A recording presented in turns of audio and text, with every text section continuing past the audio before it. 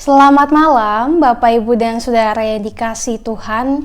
Kita bersyukur bahwa kita masih boleh berjumpa dalam renungan di malam hari ini secara virtual.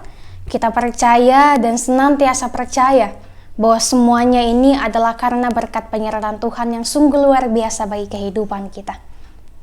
Pada malam hari ini kita akan merenungkan kebenaran firman Tuhan, namun sebelum itu mari kita bersatu hati dalam doa. Kita berdoa. Bapa yang kekal, kami telah siap untuk merenungkan bahkan mendengarkan kebenaran firman-Mu. Maka bersabdalah ya Bapa, berikanlah kami kekuatan, kemampuan untuk dapat mengerti, memahami, dan juga menjadi pelaku-pelaku kebenaran firman Tuhan. Menjadi seseorang yang dapat melakukan apa yang Tuhan kehendaki bagi kehidupan kami. Berfirmanlah ya Bapa, karena kami semua telah siap sedia untuk merenungkan kebenaran firman-Mu ini. Amin. Bacaan Alkitab kita di pagi hari ini dari surat Roma pasal 15 ayatnya yang ke-8. Surat Roma pasal 15 ayat yang ke-8 firman Tuhan. Yang aku maksudkan ialah bahwa oleh karena kebenaran Allah Kristus telah menjadi pelayan orang-orang bersunat untuk mengokohkan janji yang telah diberikannya kepada nenek moyang kita. Demikian pembacaan Alkitab, terpujilah Kristus, haleluya. Siapa bersedia menjadi pelayan? Siapa bersedia menjadi pelayan? Adalah tema perenungan kita di malam hari ini. Nah, Bapak Ibu dan Saudaraku yang dikasihi Tuhan, suatu kali Ibu Teresa ataupun Suster Teresa ditanyai oleh seorang wartawan yang mengatakan demikian. Ibu telah lama melayani orang miskin di kota ini. Namun sampai sejauh ini masih banyak orang miskin yang kita jumpai. Apakah ibu tidak merasa gagal saat melihatnya? Ibu Teresa pun menjawab, "Anakku, aku dipanggil bukan untuk berhasil, tapi untuk melayani." Jawaban yang diberikan oleh Ibu Teresa ini merupakan bagian dari refleksinya secara pribadi. Ia sadar bahwa apa yang ia lakukan mungkin tidak dapat menghilangkan jumlah orang yang miskin. Namun ia tahu bahwa yang ia telah lakukan adalah bagian dari tanggung jawab secara iman di hadapan Kristus, dan bahwa apa yang ia lakukan adalah telah berkenan di hadapan Tuhan. Ibu Teresa paham bahwa ia harus melakukan sesuatu dan itu yang akan terus dilakukannya. Karenanya ia bersedia untuk terus melayani orang-orang miskin di Kalkuta dengan harapan dapat menunjukkan kasih Kristus di hadapan mereka yang mayoritas beragama Hindu. Nah, kisah Ibu Teresa atau yang biasa dikenal dengan Mater Teresa ini adalah suatu kisah yang sangat sering sekali untuk kita jumpai, apalagi dalam kisah-kisah inspiratif. Karena memang kehidupannya yang benar-benar mau melayani. Ia tidak mementingkan dirinya sendiri. Kalau dalam bacaan kita di Roma pasal 15 ini di ayat yang pertama, kedua, dan juga ketiga, bahkan sehingga pada saat ayat ini, di ayat yang ke-8 ini, kita mau diperlihatkan bahwa sudah seharusnya kita sebagai umat yang percaya mengikuti teladan Tuhan Yesus. Dan inilah yang dilakukan oleh Ibu Teresa. Ia mau mengikuti teladan Tuhan Yesus. Ia mau melayani setiap orang-orang miskin yang ada di Kalkuta. Walaupun ia tidak dapat menghilangkan ataupun menurunkan tingkat kemiskinan di kota tersebut, tetapi ia dapat menjangkau setiap orang-orang yang dapat dikatakan miskin itu. Ia dapat memberikan kasih sayang kepada mereka. Ia dapat memberikan sesuatu yang dapat membahagiakan mereka walaupun kecil bagi orang yang melihatnya. Tetapi pengorbanan Bunda Teresa ini sangatlah luar biasa. Ia mengorbankan kebahagiaannya untuk melayani setiap orang, bahkan bukan hanya orang yang percaya kepada Kristus, tetapi kepada semua orang yang ia temui. Ia mau membagikan kasih Kristus yang telah ia terima kepada semua orang. Nah, kemauan Bunda Teresa ataupun Ibu Teresa untuk menjadi seorang pelayan ini digerakkan oleh kasih Kristus atas kehidupannya. Ia yang rela meninggalkan kenyamanan hidupnya untuk hidup bersama-sama dengan orang miskin sekaligus merawat mereka. Sungguh luar biasa sekali pengorbanan yang dilakukan oleh Ibu Teresa ini. Bagi mereka yang terbiasa dengan zona nyaman atau yang hanya mementingkan dirinya sendiri, maka mungkin pelayanan seperti yang dilakukan oleh Ibu Teresa tentu tidaklah mudah untuk kita lakukan. Bahkan kita pun yang seringkali sudah melakukan pelayanan di gereja, mungkin saja ketika kita diperhadapkan dengan kondisi yang seperti ini, kita akan berpikir terlebih dahulu, apakah kita mampu untuk melakukannya? Apakah kita sanggup untuk meninggalkan kenyamanan yang kita miliki? Untuk melayani, untuk menjadi pelayan bagi orang-orang miskin, orang-orang yang tertindas. Dan pertanyaan-pertanyaan ini akan selalu menghantui kehidupan kita. Dan juga membuat sebagian orang tetap pada zona nyamannya untuk menikmati kenyamanan yang ia rasakan pada saat ini. Padahal hal ini juga yang sebelumnya telah dilakukan oleh Kristus.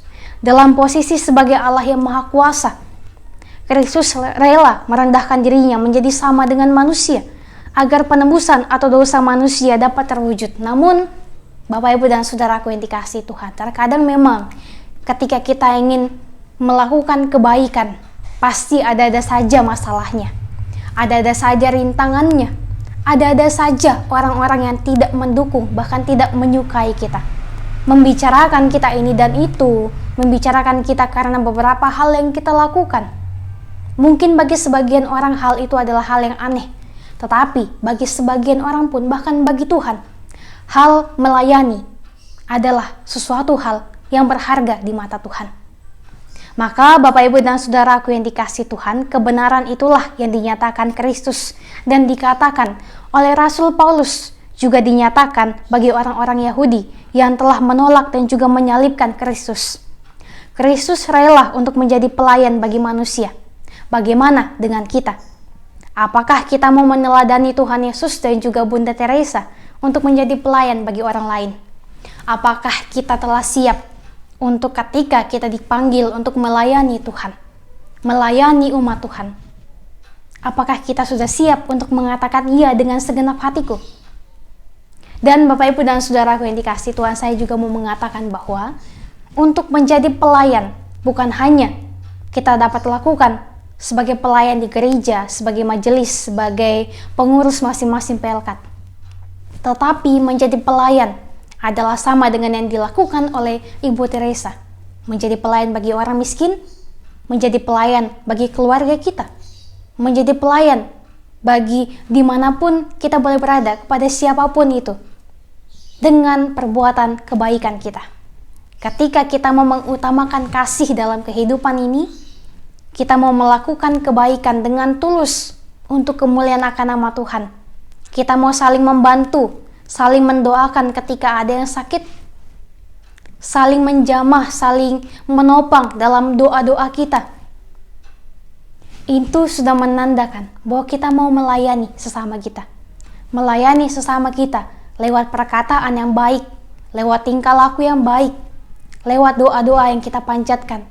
Doa yang kita panjatkan bukan hanya untuk kita sendiri, tetapi untuk kepentingan orang lain juga.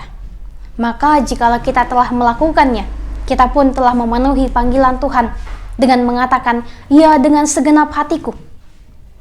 Kita mau untuk berkomitmen melayani setiap umat Tuhan. Dan tentu tidak harus menjadi majelis, tidak harus menjadi pelayan-pelayan di gereja, tetapi melayani umat Tuhan pun dapat kita lakukan kepada semua orang tanpa terkecuali. Bahkan bukan hanya kepada umat Tuhan yang percaya kepada Kristus, tetapi kepada semua orang, bahkan yang belum percaya kepada Kristus pun, mari kita rangkul mereka dengan kasih dan juga kebaikan Kristus, supaya kita dapat dilihat bahwa ternyata seperti inilah orang yang percaya kepada Kristus, adalah orang yang mau benar-benar melayani sesamanya, bukan untuk kemuliaan dirinya sendiri, tetapi untuk kemuliaan akan nama Tuhan. Tuhan memampukan dan juga memberkati kita untuk melewati kehidupan ini dengan penuh sukacita. Amin untuk firman-Nya. Bapak, Ibu, dan Saudaraku, mari berdoa. Ya Allah, sumber kekuatan, sumber kehidupan, sumber penolong dalam kehidupan kami. Bersyukur kami memiliki Allah seperti Engkau. Allah yang senantiasa hadir bagi kehidupan kami, menopang kami, menuntun setiap kami untuk melakukan kebaikan. Terima kasih Tuhan, Tuhan boleh menuntun kami, menjaga kami ketika kami berada dalam pergumulan kehidupan. Ketika kami melewati hari ini, dari pagi kami bangun, siang kami beraktivitas, bahkan hingga malam hari ini. Kami boleh menyelesaikan aktivitas kami dan kami akan beristirahat. Kami percaya Tuhan bahwa ini semua adalah karena penyertaan dan juga pertolongan-Mu saja bagi kehidupan kami. Untuk itu kami sangat berterima kasih. Di tengah-tengah ketidaksetiaan kami, Tuhan senantiasa setia merawat dan juga menjaga kami. Ampunkan kami jikalau kami melakukan hal-hal yang tidak baik dan juga mengecewakan hati Tuhan. Layakan kami Tuhan untuk dapat menjadi pelayan bagi sesama kami. Mampukan kami untuk dapat menyenangkan hati Tuhan melalui tindakan kami, perkataan kami, dan tingkah laku hidup kami yang senantiasa mengutamakan kebaikan, mengutamakan kasih dalam hidup ini. Mampukan kami Tuhan untuk senantiasa bersyukur, senantiasa berkarya, menjadi pelayan-pelayan bagi semua umat Tuhan. Tuhan, kami yang berdoa bagi kehidupan kami di tengah-tengah pergumulan-pergumulan yang kami alami, di tengah-tengah sakit penyakit yang kami rasakan. Mampukan kami Tuhan untuk dapat melewati semuanya itu. Mampukan kami dengan kuat kuasa-Mu, berilah kami jalan keluar yang terbaik, berilah kami kekuatan. Topanglah kehidupan kami Tuhan, supaya kami mampu untuk senantiasa mensyukuri setiap hal yang boleh terjadi dalam kehidupan kami sebagai proses pendewasaan iman kami di dalam Tuhan. Bapa, saat ini kami akan beristirahat. Tuhan, mampukan kami supaya kami dapat beristirahat dengan nyenyak dan kami dapat kembali melanjutkan aktivitas kami di esok harinya dengan pertolongan Tuhan saja. Ini kami ya Bapa, ini mohon hati kami. Sambut dan sempurnakan doa kami dalam nama Tuhan Yesus. Kami telah berdoa dan mengucap syukur hanya kepada Bapa di sorga. Amin. Bapak, Ibu, dan Saudaraku, terima kasih. Demikianlah renungan kita di malam hari ini. Selamat beristirahat. Sampai jumpa di renungan-renungan selanjutnya. Tuhan Yesus memberkati kita sekalian.